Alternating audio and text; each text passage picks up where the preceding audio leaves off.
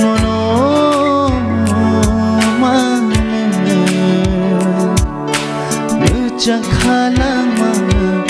tabuk ching khorok lama lam klogo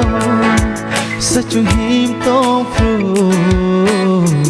login ru phai kha ya pri boge login ru phai kha yak follow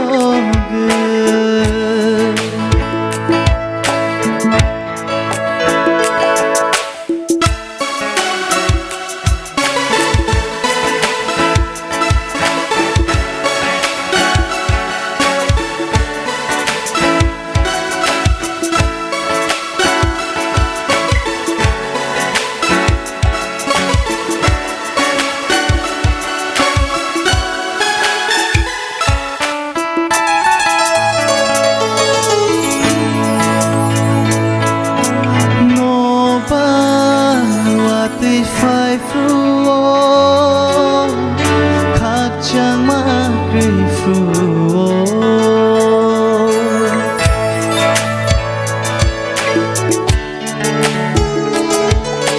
no ba wati phai phu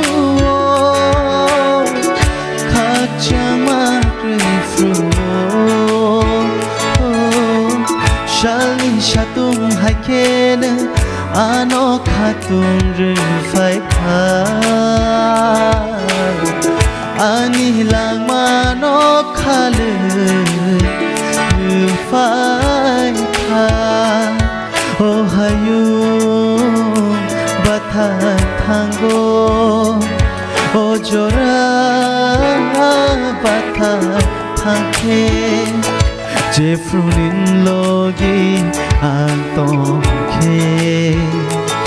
je frunin logi ma tong ke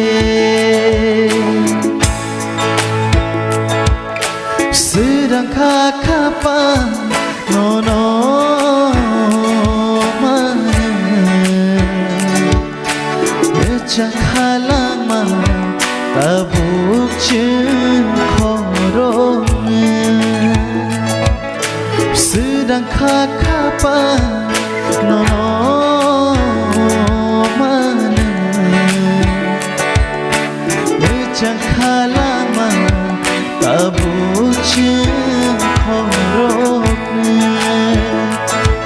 lama lam kogo sachu him tong phu logi ru phai kha ya pri boge logi ru phai kha yak